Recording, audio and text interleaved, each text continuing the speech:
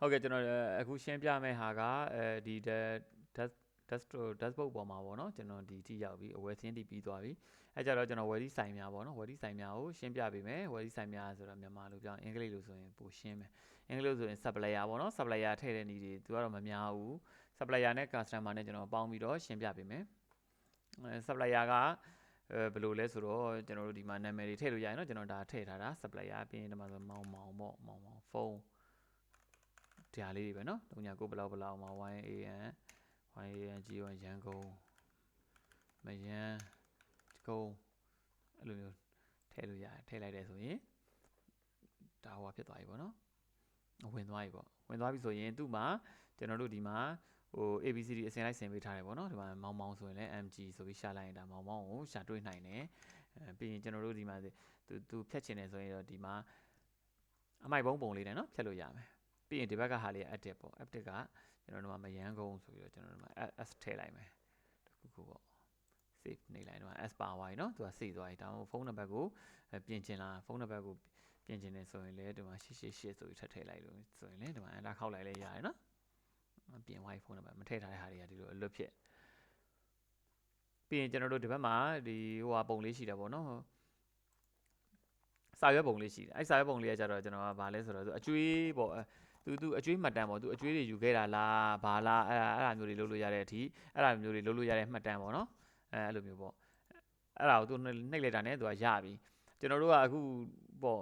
customer တယောက်ကိုမှတ်လိုက်တယ်သူကအခုမှ software ကိုစသုံးမယ် customer ကမောင်ကအရင်တုန်းကလည်းသူကဒီကနေအကျွေးယူထားတယ်ဆိုရင်အခုသူလည်းနောက်ထပ်ပြီးအကျွေးယူအောင်မှသူ့အကျွေးတွေလည်းထပ်မှတ်အောင်မှသူကရှင်းလိုက်ယူလိုက်လုပ်နေတယ်ဆိုရင်ကျွန်တော်ဒီထဲကိုသွားမယ်နော်သွားပြီးတော့မှကျွန်တော်တို့ဒီမှာသူကအရင်တော့ကြံလာပါလားမှတ်ချက်ပေါ့နော်အဲ့လိုမျိုးအရင်ကြံဆိုပြီးတော့အဲ့လိုရေးပြီးအမောင့်ကလည်းသူအရင်တော့ကြံခဲ့တဲ့အမောင့်ဘယ်လောက်လဲပေါ့နော်ဥပမာခု10ရာထောင်တောင်းအရင်ကြံ9000အခုကကျတော့ note ကိုလည်းတစ်ခုပေါ့နော်ထည့်ကြိုက်တာထည့်ပေါ့ note ကိုလည်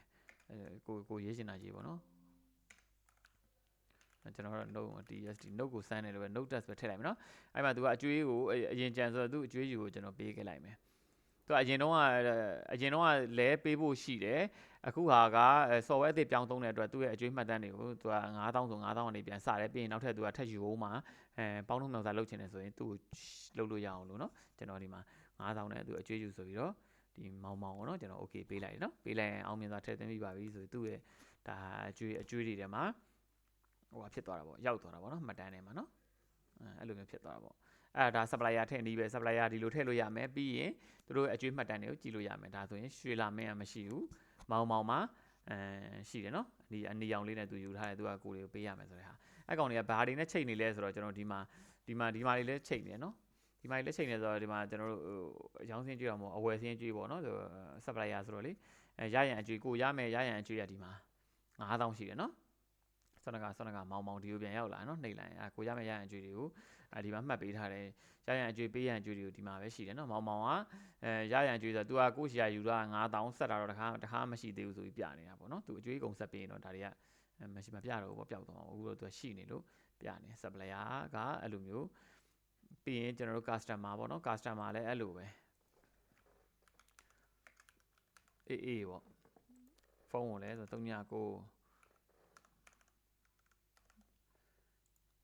သူကကြတော့ MANDALAY မန္တလေးဆိုပြီးတော့ထည့်လိုက်မယ်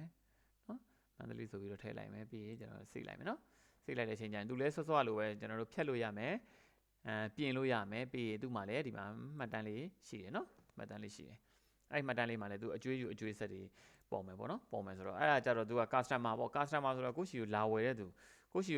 သူဆိုတော့ကိုကဘယ်လိုပြောရမလဲကိုကရရန်အကျွေးပေးအဝယ်စင်းအကျွေးပေါ့နော်ကိုရှိကိုလာဝယ်တဲ့သူရှိရမယ်အကျွေးတွေဒီဟိုအဝယ်စင်းအကျွေးထဲမှာရောက်နေမှာပေါ့နော်အယောင်သင်းအကျွေးထဲမှာရောက်နေပါဘောနော်ကိုကရောင်းလိုက်တယ်ကိုရှိမှလာဝဲသူကိုကရောင်းလိုက်တာရောင်းလိုက်တော့သူကကိုကရောင်းလိုက်ပြီးတော့အကျွေးတွေသူကထားသွားတယ်ဆိုရင်ကိုကရောင်းလိုက်တဲ့အယောင်သင်းအကျွေးထဲမှာဒီ customer နဲ့ပတ်သက်တဲ့ဟာတွေကဒီလိုသွားနေမှာနော်အယောင်သင်းအကျွေးတွေရောက်နေမှာအဝယ်အသင်းအကျွေးကြတော့ကိုကလိုက်ဝယ်တာဆိုတော့ဒီ supplier နဲ့ပတ်သက်တဲ့အကျွေးတွေကဒီထဲကိုရောက်နေမှာနော်စနကလူကျွန်တော်တို့ဒါ customer ကိုအသစ်ထပ်ထည့်ပြီးတော့သွားတာမျိုးကြတော့ကျွန်တော်တို့အယောင်သင်းအကျွေးတွေကိုရောက်မှာနော်အယောင်သင်းအကျွေးတွေကိုရောက်မှာဒါဆိုလည်းဒါထည့်တဲ့နေရာဒီတိုင်းပဲဒီမှာလည်း ABCD အစင်လိုက်ဆင်ထားတယ်ကျွန်တော်တို့ဒီလိုပဲဟိုဟာလုပ်လိုက်အောင်မယ်နော် ရှာလိုက်ရုံပဲပေါ့နော်သူလဲ customer နဲ့ supplier ကအဝယ်စရင်အကျွေးနဲ့အယောင်းစရင်အကျွေးပဲကွာတယ်ထဲပုံထဲနီးတွေကြံတဲ့ဟာတွေအကုန်လုံးကအားလုံးတူတူပဲဖြစ်တယ်နော်ကျွန်တော်အခုဒါရှင်းပြပြတယ် supplier နဲ့ customer တော့ဒီလောက်ပါပဲဗျာ